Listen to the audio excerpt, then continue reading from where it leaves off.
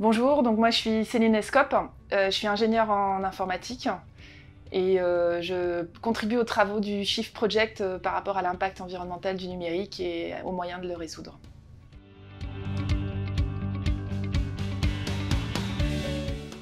Alors, le lien entre la consommation numérique et les gaz à effet de serre, c'est le suivant. Quand on fait des mesures un peu globales sur les émissions de gaz à effet de serre du numérique, en fait, on obtient 4% des émissions globales, ce qui est plus que l'aérien, plus que les avions, donc c'est conséquent. Et surtout, ce qui caractérise le numérique, c'est que ces émissions sont en croissance de 9% par an, ce qui est absolument énorme dans un contexte où on doit réduire les émissions de gaz à effet de serre de façon très significative, c'est-à-dire au total de 5% par an, 5% qui s'additionnent. C'est ce que disent les accords de Paris et c'est ce que disent à peu près toutes les personnes qui se penchent sur la question climatique aujourd'hui.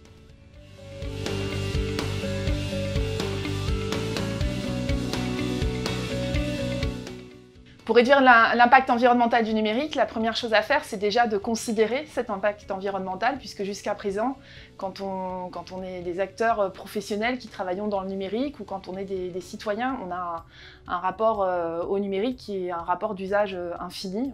On stocke des données à l'infini, nos usages ne font qu'augmenter, on renouvelle de façon très fréquente notre matériel. Et donc la première chose, c'est de regarder cet impact, de le mesurer, et puis d'essayer de le réduire. Il est absolument certain qu'on peut le réduire de façon très significative, puisque jusqu'à présent, on n'a pas tenté de le faire collectivement. Et pour ce faire, eh bien, il y a différentes possibilités. Il y a une première chose qui est très quantitative, c'est le renouvellement très fréquent des équipements qu'il faut faire durer plus longtemps et basculer vers de la pérennité programmée, par exemple. Donc la première chose, dans tous les gestes un petit peu écologiques, et le numérique n'y fait pas exception, hein, la première chose c'est réduire, se questionner sur son besoin.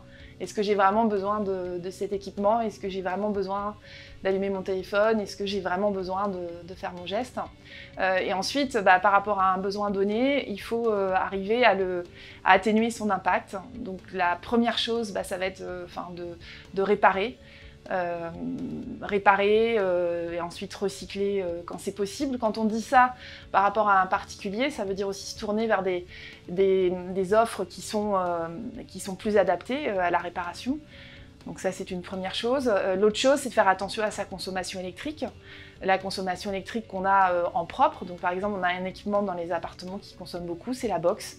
Il faut l'éteindre la nuit. Donc réduire aussi la consommation électrique, qu'il faut de toute façon, quand on cherche à réduire son impact environnemental, il faut la surveiller, la regarder, essayer de la réduire. Aujourd'hui, c'est à chacun finalement de prendre conscience de son impact et de trouver les solutions pour chercher à le réduire.